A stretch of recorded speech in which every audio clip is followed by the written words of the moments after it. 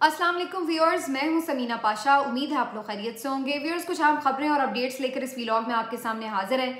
एक तो आपको बताएंगे एक और अफसोसनाक वाकया सुनने में आ रहा है जनाब, और एक कारकुन पाकिस्तान तहरीक इंसाफ का काफ़ी तशवीशनाक हालत में है। पीटीआई का क्लेम ये है कि इसको पुलिस टॉर्चर की वजह से इस हालत तक पहुंचाया गया है और जनरल हस्पताल में ये कारकुन जो है वो इस वक्त मौत व हयात की कशमकश में है। ये स्टोरी क्या है आपके सामने तफसील से सारी रखते हैं। इसके साथ साथ आपको बताएंगे कि क्या सूरत हाल है जनाब तैयबा राजा ने जो इंकशाफात किए, उसके बाद मंसूर अली खान ने भी इसके ऊपर कुछ बात की है और तैयबा राजा ने उसके ऊपर कुछ कमेंट भी किया है, वो भी आपके साथ मैं शेयर करती हूँ। इमरान रियाज से मुतलिक बड़ी इंटरेस्टिंग किस्म की आजकल चीज़ें चल रही हैं और एक हवा ऐसी बनती नज़र आ रही है कि जैसे इमरान रियाज सियासत में आ रहे हैं। क्या वाकई ऐसा है? आपके साथ सामने रखेंगे कुछ चीज़ें और फिर बात करेंगे कुछ मजीद पार्लियामेंट के इजलास की कार्रवाई, उमर अयूब साहब की एक दबंग किस्म की तकरीर और फिर शेर अफजल मरवत साहब जिनके बारे में सबको लगता भी है कि वो जो पहुंच गए हैं अब पार्लियामेंट तो कुछ ना कुछ जो है वो लाजमी अनयूजुअल हमेशा करते ही हैं। तो आज भी ऐसा कुछ हुआ। पहले मैं आपको रिपोर्ट नहीं कर सकी, उसके ऊपर ज़रूर बात करेंगे। तो आपसे रिक्वेस्ट है कि चैनल को सब्सक्राइब कर लें अगर अभी तक सब्सक्राइब नहीं किया।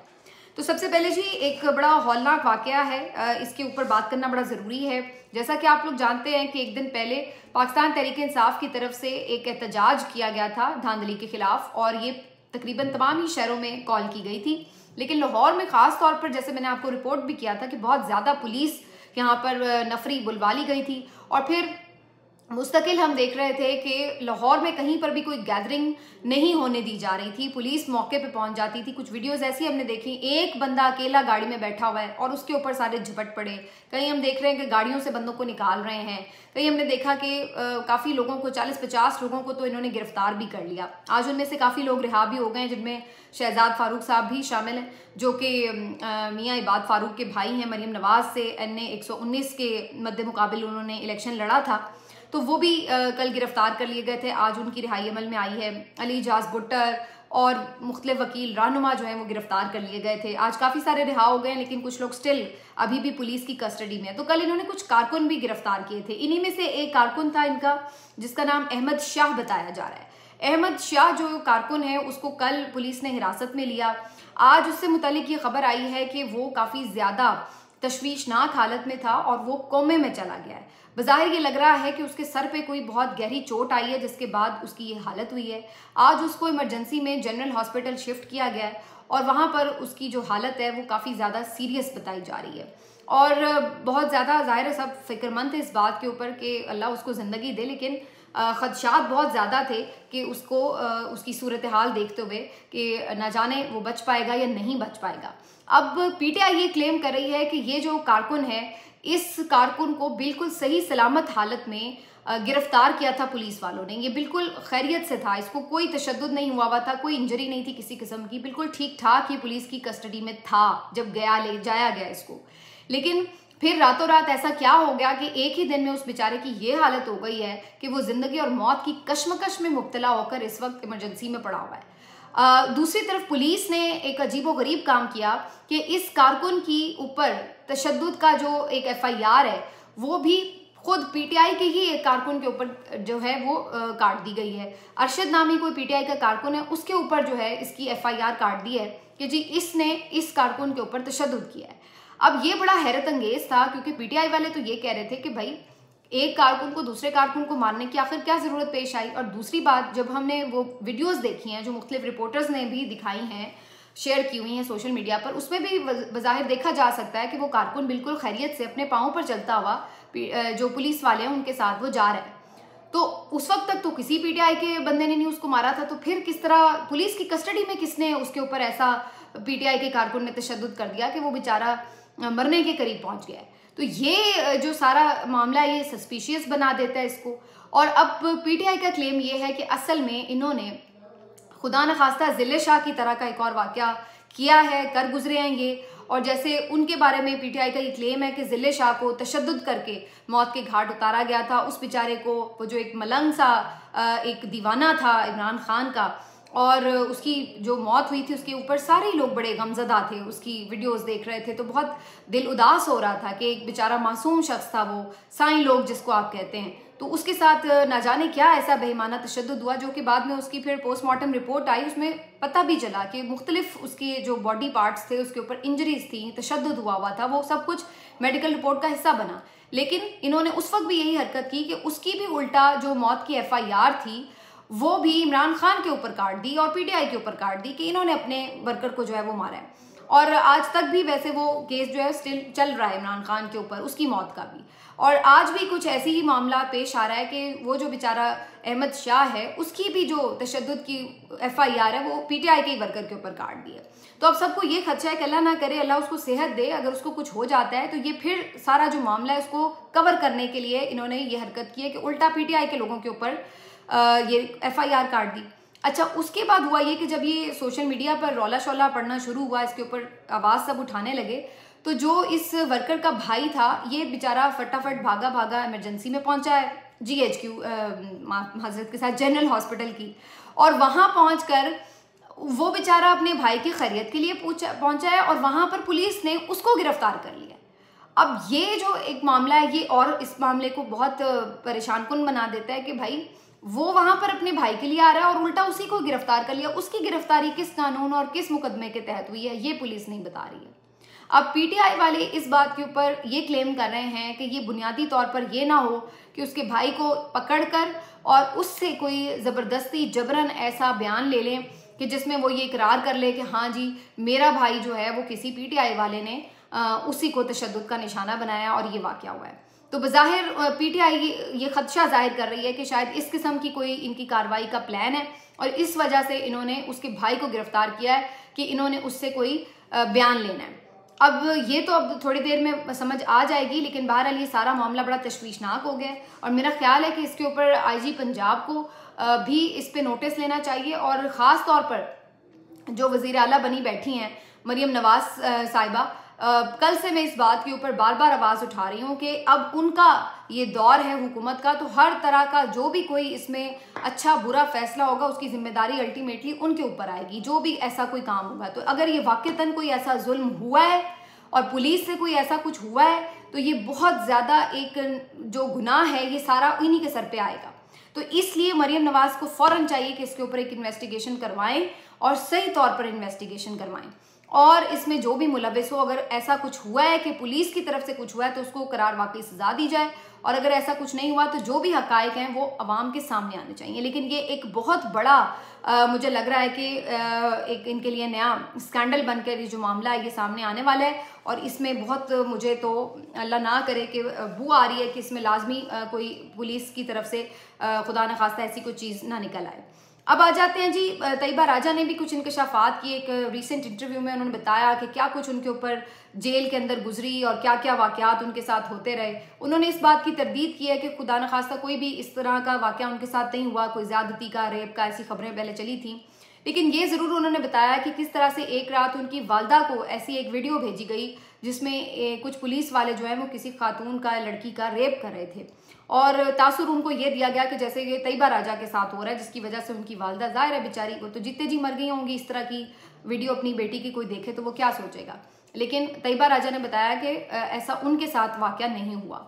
अब इसके ऊपर बहुत सारे लोगों ने बात भी की, मंसूर अली खान ने भी इसके ऊपर बात की और उन्होंने कहा कि देखें इससे तो लग रहा है कि जो इमरान खान साहब ने क्लेम किया था कि जी ख़वातीन के साथ जेलों में ज़्यादती हो रही है, तो ये बात तो फिर गलत साबित होती है क्योंकि तैयबा राजा तो खुद कह रही हैं कि ये वीडियो उनकी नहीं थी।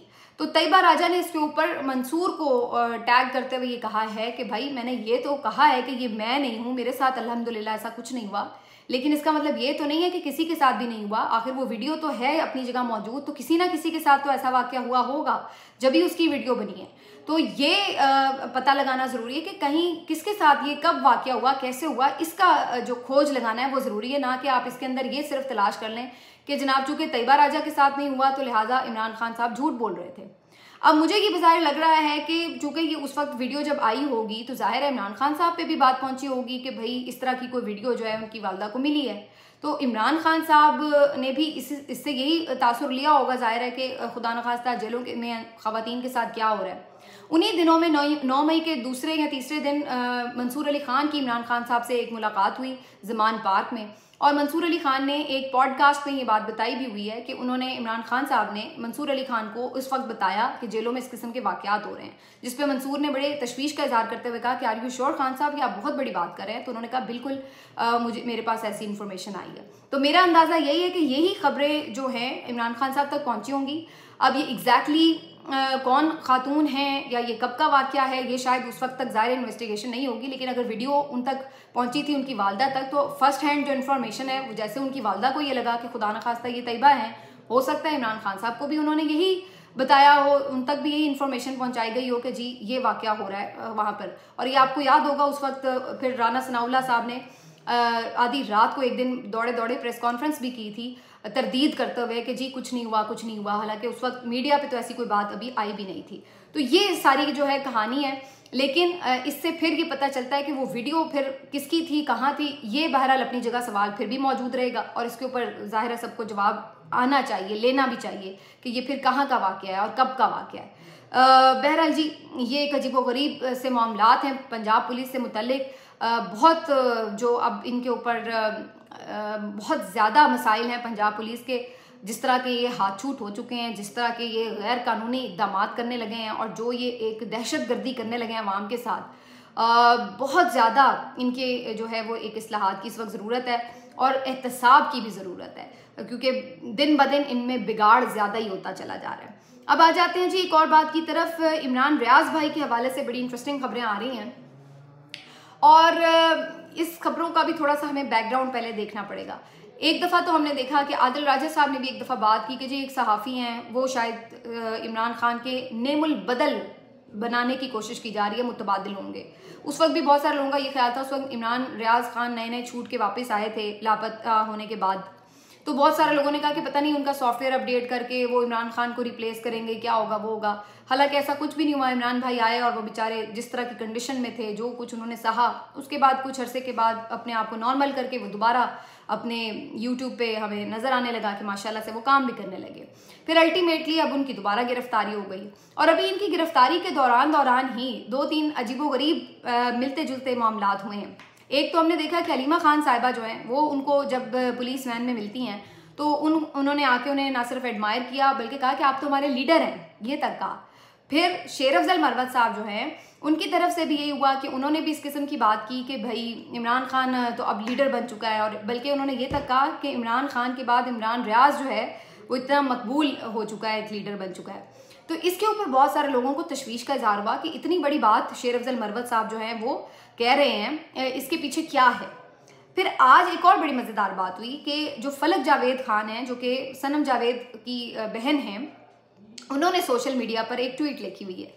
उनकी ट्वीट ये कहती है कि इमरान रियाज भाई ये आपको सहाफ़ी तो मानते नहीं हैं, तो ये नहीं मानते तो इन्हें दफ़ा करें, आप यूँ करें, आप बाकायदा फिर सियासत में आ ही जाएं। तो ये अब अगर आप लिंक से लिंक मिलाएं तो इसमें बहुत चीज़ें जो हैं वो एकदम 2-3 दिनों में लीडर सियासत ये सब यूं ही करते हुए नज़र आ रहे हैं।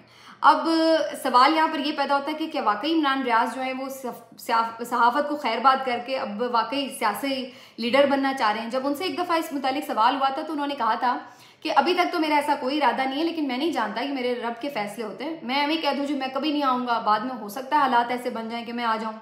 तो उन्होंने उसके ऊपर ऐसी कोई हतमी राय नहीं दी थी, उन्होंने कहा था अभी तक तो ऐसा कुछ नहीं है। तो अब क्या वो हालात बन गए हैं, क्या वाकई वो एक सियासी लीडर के तौर पर सामने आएंगे? ये एक बड़ा इंपॉर्टेंट और बड़ा इंटरेस्टिंग सवाल होगा। जो इसके ऊपर अभी तक मुझे नज़र आता है वो ये कि जो पाकिस्तान तहरीक इंसाफ का कोई एक सेगमेंट ज़रूर ऐसा है जो शायद उन्हें चाहता है कि वो वापस आएँ। आज भी अगर आप देखें तो कौमी असम्बली के अंदर इमरान रियाज को रिहा करो के नारे बुलंद होते रहे हैं। हालांकि जहाँ वो बाकी सियासी लीडर्स की बात कर रहे थे वहाँ पर इमरान रियाज की उन्होंने बात की, और वैसे तो असद अली तूर भी गिरफ्तार हैं लेकिन उनकी रिहाई की तो बात नहीं हुई। तो ये भी सब अगर उसके साथ जोड़ा जाए तो ऐसे लगता है कि जैसे इमरान रियाज को पाकिस्तान तहरीक इंसाफ की तरफ से ये ऑफ़र हो अंदर से कि भाई आप भी आ जाएं, शामिल हो जाएं, सहाफ़त भी आप कर रहे हैं, भले कर रहे हैं, लेकिन बात ये कि अगर आप सियासत में भी आ जाए तो आप शायद बेहतर अंदाज में लीड कर सकते हैं। बहुत सारे नौजवान जो हैं वो आपको बहुत फॉलो करते हैं। अच्छा, इसी में मुझे याद आया कि सिद्दीक जान ने भी आज पे दर पे 2-3 ऐसे ट्वीट किए हुए थे जिसमें वो ये बार बार कह रहे थे कि इमरान रियाज को जो नौजवान हैं वो बड़ा फॉलो करते हैं, उनको लीडर मानते हैं, उनको हीरो समझते हैं, उनसे इंस्पिरेशन लेते हैं वगैरह वगैरह। और सिद्दीक जान आपको पता है कि इमरान रियाज के बहुत क्लोज है, बिल्कुल भाइयों की तरह हैं। तो मुझे ये सारी जब मैं समझ रही थी तो मुझे लग रहा है कि मुझे ऐसी वाइब्स आ रही थी कि शायद इमरान रियाज को जो ऑफ़र है अगर, तो उसके ऊपर शायद सीरियसली सोचा भी जा रहा है। तो मैं उनके बिहाफ पे ऐलान तो नहीं कर सकती, लेकिन मुझे बज़ाहिर ऐसा लग रहा है कि जैसे एक रास्ता जो है वो उनको दिखाया जा रहा है। और शेर अफजल मरवत साहब वैसे अक्सर जो खबर देते हैं या कोई इंदिया देते हैं वो बाद में ठीक भी साबित होता है। भले वो बैरिस्टर गौहर साहब की एज ए PTI चेयरमैन नामजदगी की बात हो, भले वो अचकजई साहब की एज ए सदर बात हो, या अब वो ये बात करें तो काफ़ी उनकी खबरें दुरुस्त भी होती हैं। तो बहरहाल ये अब इमरान रियाज जब भी इंशाल्लाह जल्दी फारिग होंगे गिरफ्तारियों से तो वो सामने आएंगे तो पता चलेगा कि उनका फैसला क्या है। लेकिन ज़ाहिर ऐसे लग रहा है कि बहुत सारे लोग ये चाह ज़रूर रहे हैं कि वो सियासत में बाकायदा तौर पर आ जाएं और सियासी रहनुमा के तौर पर अपना करियर आगे बढ़ाएं। तो लेट्स सी जी क्या होता है इस बारे में। लास्टली मैं ये बता दूं, उमर अयूब साहब ने आज एक और बड़ी दबंग तकरीर की। उन्होंने पूरे 2 साल का अहाता किया, पूरे जुल्म सितम जो PTI के ऊपर हुए उसको ऑन रिकॉर्ड वो असेंबली के लेके आए। इसके साथ साथ उन्होंने अरशद शरीफ साहब को याद रखा, उनकी शहादत की बात की कि उनके भी कत्ल का हिसाब होना चाहिए। उन्होंने जितने इमरान खान साहब पे अटैक हुए उनके ऊपर तफसीली बात की, बहुत तवील उनकी तकरीर हुई। तो हत्ता के खुद डिप्टी स्पीकर ने कह दिया भाई कितनी लंबी करेंगे, उन्होंने कहा जितने दिल करेगा उतनी करेंगे। पहले तकरीर दिखाई नहीं जा रही थी PTV पर, फिर अल्टीमेटली उसको कट कर दिया गया और फिर उनकी तकरीर भी दिखाई गई। और फिर उसके बाद उमर अयूब साहब ने ओवरऑल बता दिया कि जी हम आपको दिन में तारे दिखाएंगे, कोई गलत फहमी में ना रहे। मज़े की बात यह है कि इस सारे मामले में पीपल्स पार्टी खूब इंजॉय कर रही है। वो आराम से पुश्त को सीट की टेक से लगा कर इंजॉय कर रही है, देख रही है कि हो क्या रहा है। और इस सारे मामले में बचाने के लिए भी सामने नहीं आती PMLN को। उनको क्या ज़रूरत पड़ी है कि वो आके बचाएं कि नहीं हमारा वज़ीर आज़म है शहबाज शरीफ, तो वो भी बचाने बचूने कोई नहीं आते, चुप करके तमाशा देखते हैं। तो ये हमें सब कुछ अब असम्बली में आने वाले दिनों में नज़र आ रहा है। यही वजह है कि हमें शहबाज शरीफ बहुत कन्फ्यूज़ नज़र आए, बड़े नर्वस थे और सारे जो ये PMLN के लोग थे। इसी तरह से मियाँ साहब के तो खैर बिल्कुल ही 12 बजे हुए थे, चेहरा बिल्कुल उतरा हुआ और गुमसुम बैठे हुए थे। वो मैं आपको पिछले वीलॉग में बता चुकी हूँ। आज की एक और अहम खबर ये थी कि शेर अफजल मरवत साहब और अता तारड़ साहब बिल्कुल आमने सामने आ गए थे। बकौल शेर अफजल मरवत साहब अता तारड़ साहब कुछ ऐसी नाजेबा नारेबाजी कर रहे थे खान साहब के खिलाफ जो उनसे बर्दाश्त नहीं हुई, और वो करीब था कि मुझे लग रहा था कि वो उस दिन वाला वाक़या हो जाएगा और वो फैंटी शैंटी ना लगा दें अता तारड़ की। लेकिन अल्टीमेटली वहाँ पर कुछ बीच बचाव हो गया। उधर से हनीफ अब्बासी साहब ने कुछ बीच बचाव कराया, इधर से और भी PTI के लोग भी आए और उन्होंने फिर इनको दूर दूर किया, लेकिन माहौल काफ़ी तल्ख हो गया था। तो आज तो ऐसा हो गया है कि बचत हो गई है, लेकिन जब तक शेर अफजल मरवत साहब ऐसे मौजूद हैं और वो एकदम उनका फिर मीटर घूमता है तो फिर खदशा रहता है कि वो कहीं ना कहीं कुछ ना कुछ कर ना गुजरे ऐसी। इस बारे में आपको मजीद भी अपडेट करते रहेंगे। अपना ख्याल रखिए। अल्लाह हाफिज़।